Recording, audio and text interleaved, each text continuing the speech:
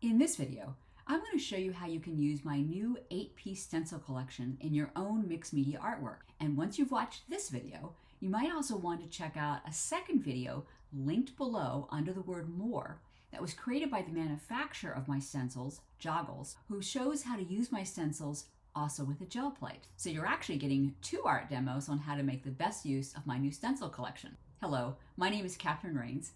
I'm a mixed media collage artist, and welcome to Tune In Tuesday, where I share art demos to expand your mixed media toolbox. If you see value in this video, I would deeply appreciate a thumbs up, and if you would subscribe to my channel below. And while you're there, you might also want to check out my free 5-day online workshop, Collage Kickstart, where I show you how to use all the collage papers taught during Tune In Tuesday to make fabulous collages the very first try. So let's get into using my fabulous new stencil collection.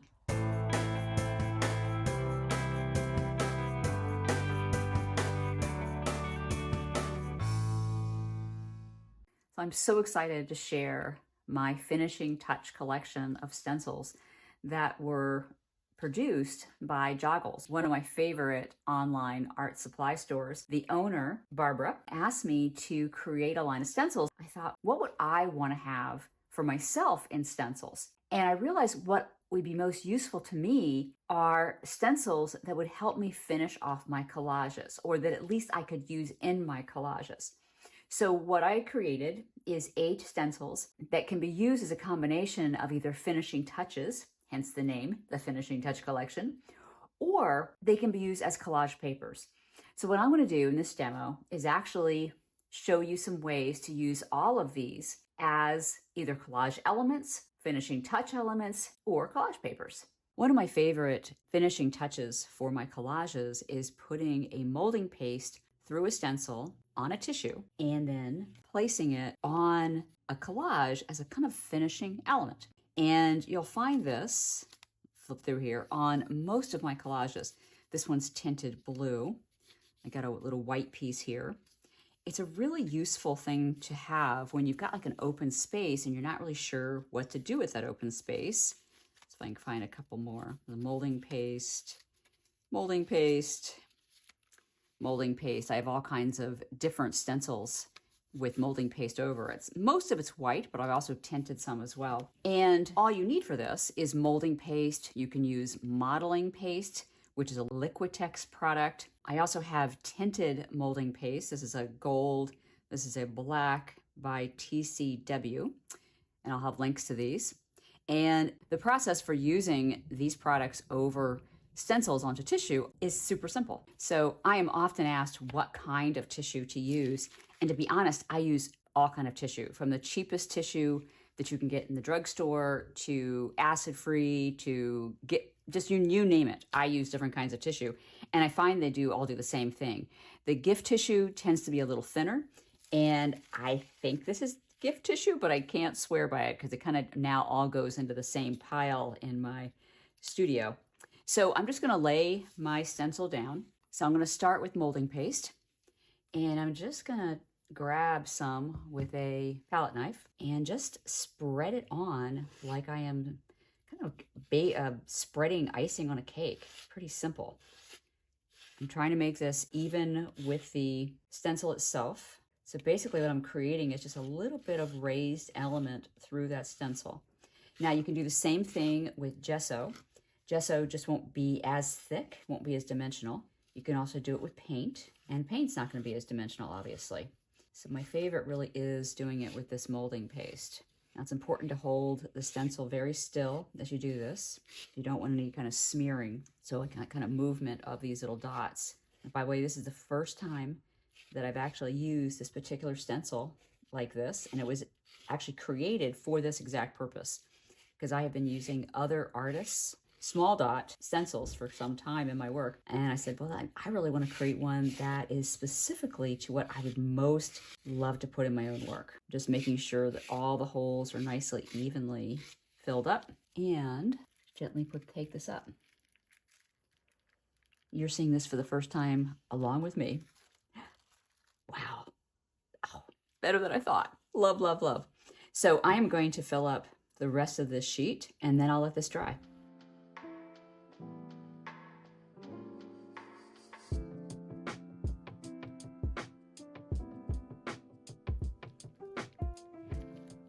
I've got a little extra sitting right there, so that's going to mess up that little spot. That shouldn't be a problem because I'm not going to use this whole sheet on a collage. I'm going to tear this into little pieces. So this one little spot, I was thinking I could scrape it off. Yeah, I did scrape it off. Okay, so I'll just fill up the rest of the sheet. Absolutely gorgeous. So excited. This is probably my new favorite stencil of all time, and it just so happens that I created it. Wow. So I'm just going to put this down to dry. Now, people ask me all the time, how do you clean this? And it's very simple. It's very wet at the moment. And while it's wet, I'm just going to rinse it with hot water. I could rinse it with cold water and probably be just the same, but it will come off faster with hot water. No soap necessary. Let's try the same thing with this stencil, which is called Oblong Drops. By the way, the last one was called Field of Circles. Just forgot to tell you that. I'm going to use one of these molding pastes. This is black. I've actually never used a black molding paste before. I'm surprised I haven't. This white is so much easier to find. So again, I'm just going to scrape this on. It's nice to have a variety of different shapes if you're going to use this as a finishing touch to your collages. So I tend to do this with a number of different stencil styles, so that when I'm actually in the process of creating a collage, I can have different ones to choose from depending on what the design seems to be calling for. And this one feels very different than the first one in terms of how I might use it. And again, I'm constantly scraping away the excess because I want this to be a pretty flat surface. So I want the molding paste to be no higher than the stencil depth itself. And that also makes the drying time faster too. Not that I'm going for fast drying time, but it does make all the dots uniform if I'm trying to make them just level with the stencil holes themselves. Scrape off my extra. This is all usable. By the way, it's really important to continually put your lid back on because this dries out very, very quickly. And I have ruined quite a bit of molding paste actually by not putting my lid on right away. Ooh, beautiful. Love that. And I am just going to go through the process of filling up this entire sheet.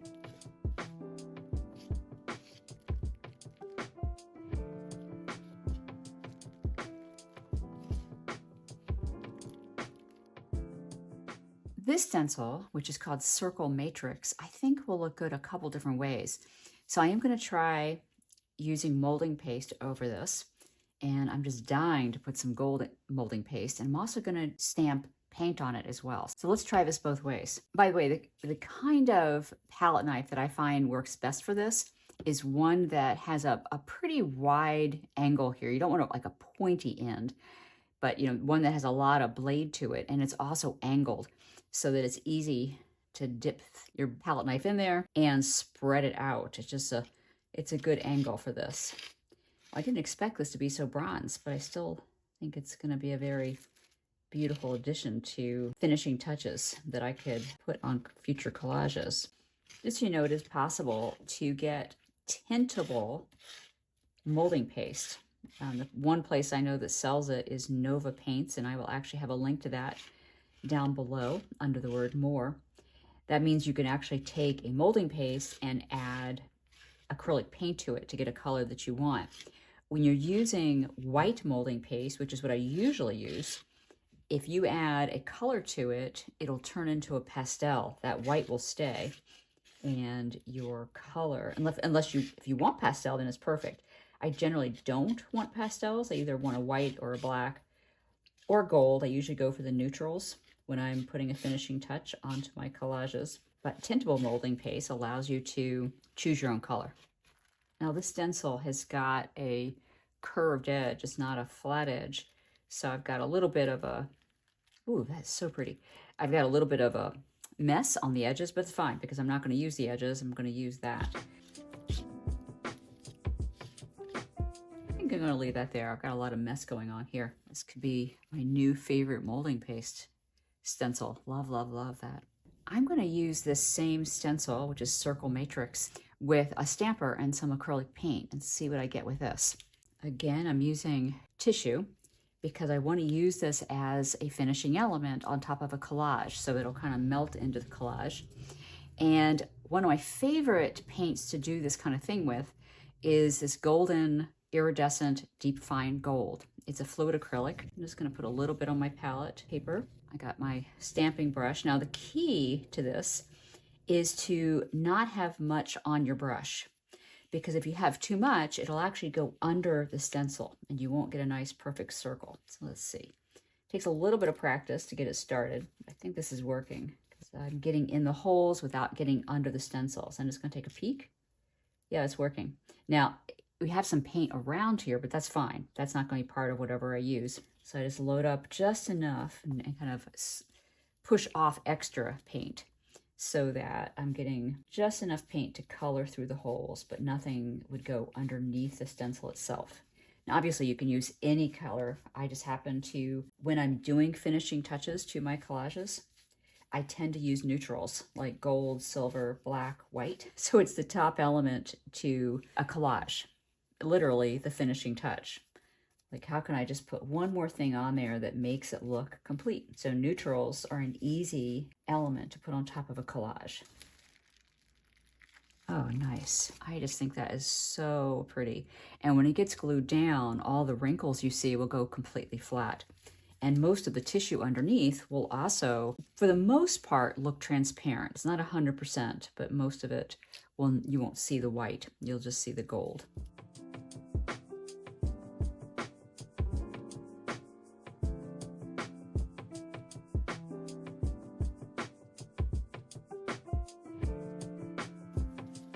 Now this stencil is called Circle Fusion. Totally love this one.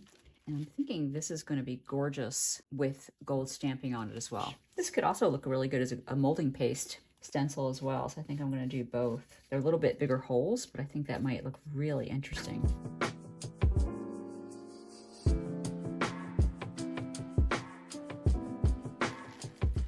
Yeah, that's gorgeous. Love. Now, both of these have gold paint on them now, so I am going to immediately rinse the paint off before I do anything else. You can get the paint off later. It's just a lot more trouble. It's much better to do it when it's just newly set like this. Now that my stencil is clean, I am going to try the same one with molding paste. We'll use regular molding paste this time, white.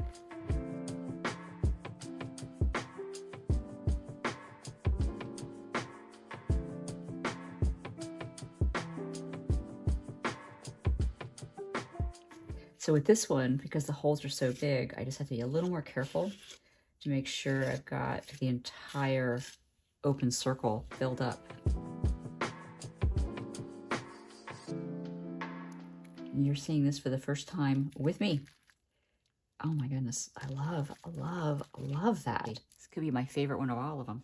These two larger stencils, I'm going to use with a flathead sponge brush to stamp on acrylic paint. Now these are fabulous to use either by themselves or actually layered together. This one's called Stone Mosaic, this one's called Circle Web, and I think I'm gonna start with this one and see what I can do with it. So I'm gonna be using a 75-pound sketch pad. It's a pretty heavy paper. I could also use drawing paper, copy paper, really can use anything, but since I'm gonna be using this for collage paper, I tend to use a lighter weight, although I have used watercolor paper and mixed media paper for my collage papers, but we're gonna go with a sketch pad because it just is a really nice weight for this. So my palette for the series I'm doing for YouTube is a phthalo blue-green shade and a Hansa yellow light. I'm gonna add some white and some black where I get inspired, but I think we're gonna start with this blue.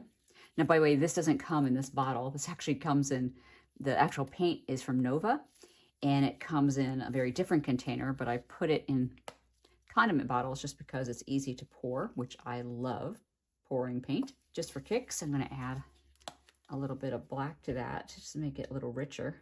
So when I start, making a collage paper using a large stencil like this, I usually don't know where I'm going with it. I'm just having the mindset of, what if, suppose, let's try, like I'm a 10-year-old, getting ready to play. And again, in order to get the paint not to go underneath the stencil, I'm gonna rub a little bit of it off onto my palette paper.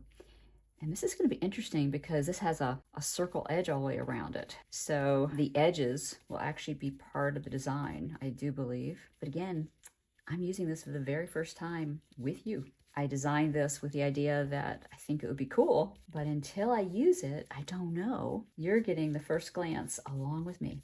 So, you know, I'm just using a kind of like a twisted motion so that, as opposed to just like scraping it, although I could just scrape it like that. That would work too. It'd probably be faster if I did that. So it could go both ways. But I'm trying to be careful not to put too much paint on, which is why I'm doing a twisted motion. But let's just check to see how it looks underneath. Hold the stencil down. Ooh, that is really quite cool. You can see a couple places where I put paint on a little heavier and it's not a clean edge, but which I'm totally okay with, because more than likely I will make it even less of a clean edge as I go along. Now I put a little too much paint on again. Oops. Again, it doesn't matter. If you've taken Collage Kickstart with me, you know that I use a lot of water on my collage papers. You know, even though I may be putting a lot of some extra paint in some of these little holes, I could always water this down and create a really cool running effect. Okay, that is really very cool, because I almost can't resist putting water on things. Let's see, I can just run this a little bit. I like the paint kind of going into that white and kind of creating a design. So I could kind of smear this with my fingers. So the paint is dry enough that the big blobs of dark paint are going to stay on there. Now, what I can do right now, I'm going to take some painter's paper. This is something you get from the hardware store. And I'm just going to rip off a little piece, put it on top. This is just to blot up some of that extra water. And it might actually come off onto the painter's paper too, and it is. Nothing to write home about, but if I layer on top of this, it might even be something. Now, this collage paper is good just by itself, but I thought, wouldn't it be cool to add a layer of a different stencil on top? That's what I'm going to do, but I'm going to try it with a much lighter color. I'm going to take some of this paint right here, and just on the corner, add some white, just get a much lighter value. You know, it's important, at least to me, when I'm making collage papers, to focus on different valued papers. I don't want all dark, I don't want all light. So this right here is a nice medium value. I could add some more white. I might add just a tiny bit of yellow to create more of a teal color. I am going to do some stenciling right on top of what's already here. Again, I have no idea what this is going to look like. But the nice thing is I can always recreate it. You know, I like the paper that I had that I'm actually semi-covering up here. I like what it already looked like, so I probably will create another one of those all by itself. This could create an interesting layer. The bottom layer wasn't completely dry. It was almost dry, but not totally. I can see some of that paint coming up through here. If you're wondering what this is going to look like, so am I. I'm like, this could be a fail, or it could be a favorite paper. But you know, the trick here is once you put a layer on, you can always put another layer on, and which I often do. I just keep layering until I'm in love. All right, see what we got. I do like it. It's not a love yet. So this one's dried, and whenever I see a print that I just don't like love, which I don't love this one yet, it just screams for another layer, right? So I thought, wouldn't it be fun to add a smaller print on top of this? So what I think I'm going to do, I'm going to take another color that I've mixed up, a lighter color than this, roll my brayer in it, and so we're going to do a reverse stencil on top of it. You know, and this is all play. You know, it's like, what would happen if I add another layer to this? You never know how this is going to work. Don't know if I'm going to like it or not. Never tried it before, but it sounds interesting, right? So we're just going to drop it, and I'm going to put a brayer just to make sure I get some adhesion there so the paint transfers. Okay, I like it better. So I'm going to fill up the whole sheet like this. And part of the challenge is to just use a limited number of stencils. Now the problem is this is going to go over. I'm going to try to line up so it looks like it's one continuous stencil. Okay, I'm liking it better.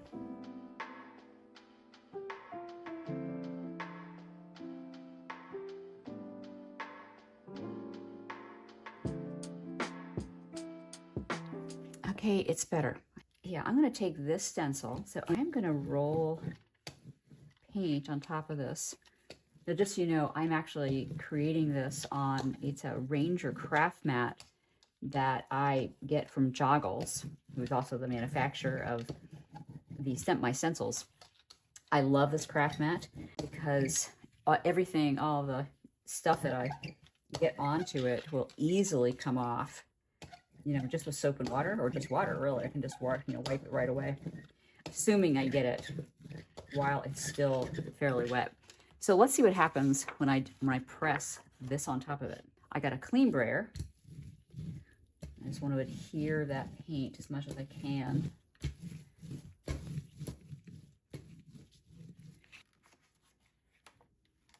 Oh, super, super cool. Oh, wow. This looks like a really funky print. Now, I could squirt this with water too, but I think I'm actually going to leave it exactly the way it is because I actually like it a lot. So let's switch stencils. Let's go to this one. And I'm going to put another piece of sketch paper down, and we will use it more traditional sense. So I go back to my little stencil brush, and I have a feeling this is going to be one of my very favorite stencils. I love this. Again, it's called Stone Mosaic. There's so much you can do with a stencil like this. I'm getting lazy now. See if I can just like spread it on, see if it makes any difference. Not really. It takes less time if I'm just pushing it across. Let's see what this does. Lovely. It's not perfect, but I actually like the imperfection of this. And this one is perfect for doing a little bit of water on it. And this one's wetter than the other one. So let's take another piece of sketch paper and just see if I can get an impression on here. Could use my brayer to make sure it's really adhering well. By the way, I've never done this exact thing before. I just got inspired in the moment. Oh, cool. That is a pretty cool piece of collage fodder. Love. Okay, I think that can be put down. I like that. I like wetting it down because it fills in and creates not such a perfect stencil look. And I want it to be a tiny bit on the messy side. I even like this. I think that's pretty cool. Since I've got so much of this paint left, I think I am going to do a reverse stencil with this and roll it on the back. I'm actually trying to lay this on fairly thick. Now, I'm not concerned with all this paint on the bottom because, you know, I'll get a print on the bottom too. Just lay that down. I'm just going to take one of my clean sheets and just rub it. I could put a brayer on it, but it just so happens that the brayer I have isn't clean. I really want, as much as I can, just this print and not some paint in the middle of these holes as well. Actually, that was pretty cool. This is actually a piece of paper that I like. Yeah, I like that one too. You know, and sometimes simple papers are exactly what you need. Let's see what we have on the bottom. Sometimes the bottom might be even better. Oh, that's interesting too. Wow. Well, then the question is which one to use. That was kind of an unexpected delight. So this stencil is called Acemic Vision. And I created it because one of my favorite collage elements is to put a piece of Acemic writing as a finishing touch on my collages. Here's one. I do them in all different colors. So what I did is I took my favorite ones from my own collages and reproduced them as stencils. Now, this is a little bit unusual stencil in that you actually have to cut them out, but you barely cut them out. They're actually pre-cut, but there's tiny little tabs that you just barely cut with an X-Acto. And when you do that, they just pop right out. As you can see, these are all empty now. And you're left with these really cool shapes. What we're going to do with this is I'm going to take this very simple design. Now, this is a little bit different in terms of how you use a stencil. So I'm going to practice first on this piece of scratch book paper. So I've got my little Acemic writing. And what I want to do is put down some heavy body paint. Now, I've practiced doing this with my usual Nova paints, which of course I love, but it's really too thin to get the effect I want. So I'm going to layer down a pretty big blob of heavy body paint and roll this out. I think I'm just going to lay it in here though, because it's already, you know, in the paint pretty thick. And then I'm just going to take my X-Acto, pull it up by the edge. Just practice to see what it'll look like. Just lay it down. I'll take a clean brayer, place it once over that. I don't even have to do that. In fact, I smeared it by doing that. Hence why we need to practice this. You pull it up, and that's pretty good. It's another way of doing this so that my brayer doesn't move it. I could take a piece of paper and just press it here, roll it out this way, take the paper up.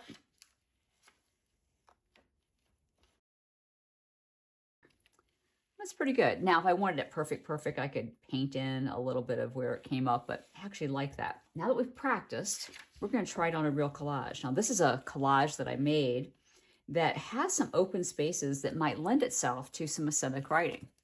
Make sure I've got a nice coating down here. So again, I've already practiced with this one. I like this because it's small. One of the advantages of doing this with these little pre-made Acemic writing is I could place these against here, you know, just to try them out before I actually try to put them on the collage.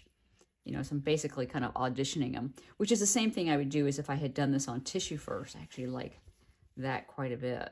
That's kind of interesting. If I can get that down just so it kind of goes over those little balls, I think that might be really nice as a finishing touch, right? So first step, make sure I've got a lot of the paint down, and I'm going to cover this, pick it up gently by the end.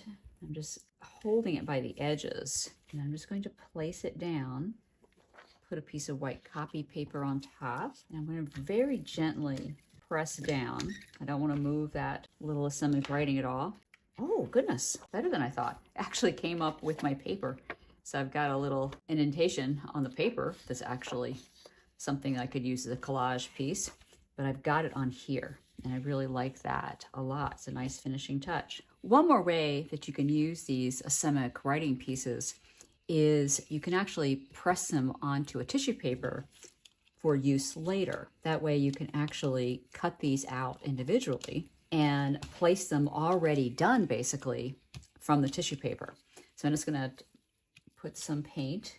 I want a pretty good coat on that, on the Acemic writing. By the edge of an X-Acto, trying not to touch the top of it, and just lay it down. Now I'm just going to take a piece of copy paper and roll that down, pull it up. Now I've actually got a ghost print there, which I think is pretty cool. Very carefully without getting my hands on this. And I've got a really cool piece that I can just cut out. And then I would glue that down with matte medium and maybe scratch away some of the extra white. But for the most part, you're not going to be able to see most of the tissue paper. Now what I'll do is I'll fill up this entire sheet with different pieces of Acemic writing so that I have many pieces to choose from. Love that one too. So now I have a sheet full of tissue that I can cut out individually. So for instance, if I wanted to put one of these on here, instead of putting it directly on it, I could actually cut one of these little pieces out and kind of lay it on there and say, okay, does that look good right there? And then I could glue it right on there. So it's just another way to do it without taking a risk of putting it directly on your artwork first. So I've saved my favorite stencil for last. So I wanted to create a stencil that would allow you to create thin little circles as a finishing touch for your collages. This is probably the number one thing people ask me, how do you get those thin little circles? Well, I hand cut them with paper. And in my paid classes, Collage Joy and Collage Keepsake, I actually teach you how to do this. I give you the template so you can hand cut paper circles. I use them as a little kind of just a way to finish off a collage. However, not everyone feels comfortable hand cutting circles. I wanted to give you an easy way to get the same result without hand cutting. And so what I've created was a stencil called Hollow Rounds. So this is what it looks like when you get it.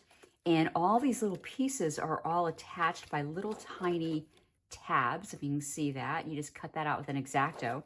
And then it creates all of these possibilities. So it's all these little tiny circles. And also you get this as well. There's many ways to use this in jelly printing and layering. However, what I want to focus on is showing you how to get paper circles without the paper. You're actually going to use a stencil. So I've got a collage here that I think a circle would look good as a finishing touch. So the way I would work with this is I would take my little group of circles and I would kind of play with where would I like a circle. Do I like it there? Do I like it there? Do I want more of a big circle, a thicker circle? So I've got all these different templates to choose from. And so let's say I want it to kind of hang off. Or do I want it over there? Oh my goodness. You know, as soon as I start saying, oh my goodness, I think that might be it, because this paper is actually really beautiful all the way by itself. Well, the cool thing is I've got so many to choose from. I can keep playing. That pleases me right there. Okay, so I found the circle that I want. Now, before I actually put it on my collage, I'm going to find the larger circle that it came from, and I believe it was this one. So these two match up, and this is what I'm actually going to create my circle with on my artwork. But before I do, I want to practice. So let me show you how you can kind of test this out before you actually put it on your artwork. So I decided I want a white circle, and I know I want to hang my circle off the side. So I'm just going to practice by putting it off the side of this black paper. Now I found 3 different pens, and also these are oil pastels that work for this. So I'll show you how to use both of these. So let me do it off to the side. I think putting it off the side like this would work. Now, this is pretty simple. By the way, this pen is a Faber-Castell brush pen. This does not work with most pens. Like, it did not work with a Posca pen. It didn't work with a Jelly Roll pen because the ink actually slipped under my stencil. So you need something that's going to kind of stain the paper almost and not kind of seep under the stencil. So I'm just going to hold this down. I want this flat, and I'm literally going to trace the circle. Okay. Now, I don't want that thin a circle, so I'm just going to move the stencil just a teeny bit, and I'm going to trace it again to create a thicker line. I'm just going to go over it a little bit so that, now that's not perfect, but I can keep making it perfect. By the way, the ink comes off of here really easy. I do want a little thicker. So I'm just going to keep playing with this until I kind of like the look of my lines that and I can make it as thick as I want by going over it more than once. I'm just tracing around and drawing over it. Now that looks pretty good. I like that. Now, if I want to do a crazy, I could actually fill it in a little bit because I actually have the outline now. So I could make it darker if I wanted. Now, depending on what my collage looks like, I may not need to do this. You know, a lighter look might be just fine. So I'm just kind of coloring it in so it'll be a little darker. There, and I've got a nice one. Now, that's one way of doing it. The other way, in fact, my favorite way, is with this Sennelier oil pastel. So I'm going to do the same thing. Just going to see, and basically I'm testing out which look do I like better. I am going to basically use again this circle as the template and just trace around my circle with my oil pastel. Now, this gives a completely different look, and I'm actually quite in love with this look. It gives a very thick circle to begin with, if you want it thick. Pull this up. And what I love about this is that the inside is a perfect line, but I got a little bit of interesting thing going on the outside, and I think that's actually the one I'm going to use. So come back to my collage. This already has a little bit of that oil pastel on it, so I'm going to try just move it around. By the way, this comes off very easy with soap and water. Where did I say I wanted it now? You know, because I'm choosing white, I want something that is dark to go against it. Kind of like that look right there. Okay, got my oil pastel. And again, I'm holding this down because I want a really clean line. I want a clean line to draw against.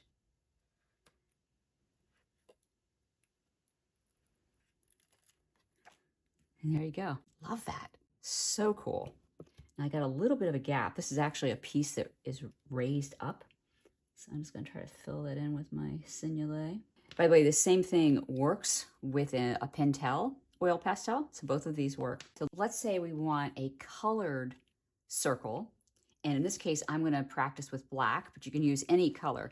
The white is much harder only because there's not many white pens that work. So I tested everything in my arsenal, and I've got quite a few, and the ones I showed you are the only ones that work well. However, black or other colors, you have more selection to choose from. I still love Faber-Castell pens as the best. So let me show you how this works. This is a big brush pen, probably my favorite pen. But you don't want to use a Sharpie because Sharpies actually lose their color over time. But actually, before I do my tracing, I got to decide what size circle I want. So I start with going through my circles and kind of playing with, okay, what's the size that I think would work in terms of where I want it, how big it is.